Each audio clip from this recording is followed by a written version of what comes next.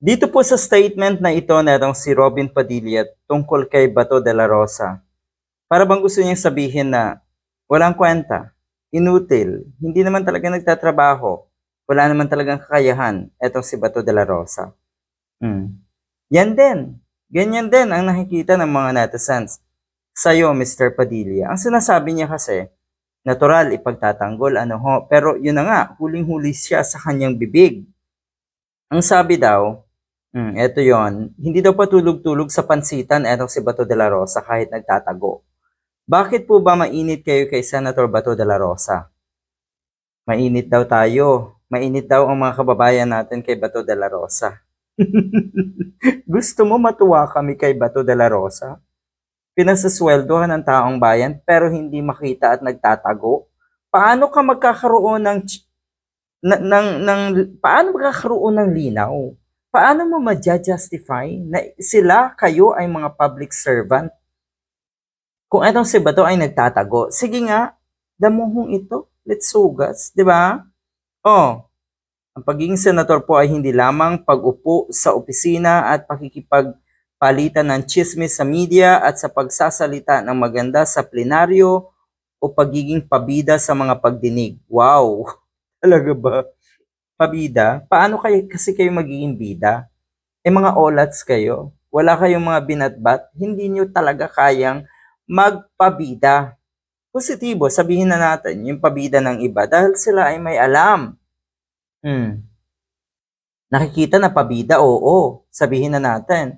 Dahil may dunong at may alam. Pero kayo, hindi kayo pwedeng magbida-bida. Kasi nga, olats kayo. Oh, ano gusto mo? Magsalita ng masama sa plenaryo? Natural, dapat kayong magsalita ng mabuti at maayos sa plenaryo dahil inaasahan kayo ng taong bayan na may mga dunong. Wala. Diba? Anong excuse ito, Mr. Padilla? Kompleto po ang staff niya, sabi neto, magagaling sa larangan ng opisina at pagkumpuni ng mga panukalang batas. Yan, diyan na lumabas. Kompleto ang komunikasyon nila dahil sa teknolohiya. Umaandar naman daw ang opisina neto si Bato de la Rosa kahit wala siya. Ang nakakatuwa dito, mukhang saktong-sakto yung sinasabi ng mga kababayan natin. Kung nagagampanan daw ng opisina netong si Bato de la Rosa ang papel niya, edi sana wala na siya. Hindi na kailangan ng taong bayan, hindi na kailangan ng Senado ang katulad ni Bato de la Rosa. Parang inamin mo rin, Mr. Padilla, na ang gumagawa ng lahat ng trabaho ni Bato ay ang kanyang opisina or ang opisina, ibang tao. So bakit kayo nasa pwesto?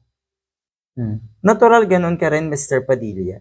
Umaasa ka sa, di ba nga sabi mo dati, yung mga advisors mo, umaasa ka doon sa mga yon.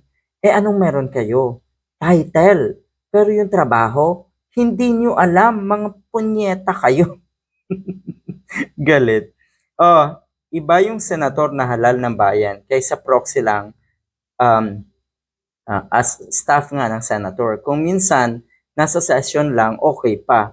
Kaya ibig kong puro proxy na lang, bakit ka pa nagsenador? Nga naman, bakit ayaw pang bumitaw sa pwesto? Ang trabaho ng staff niya ay pang senador, pero ang sahod nila ay pang staff lang. Tapos itong si Bato de la Rosa daw na pasarap ang buhay sa taguan ay sumasweldo ng pang senador. Ang saklap.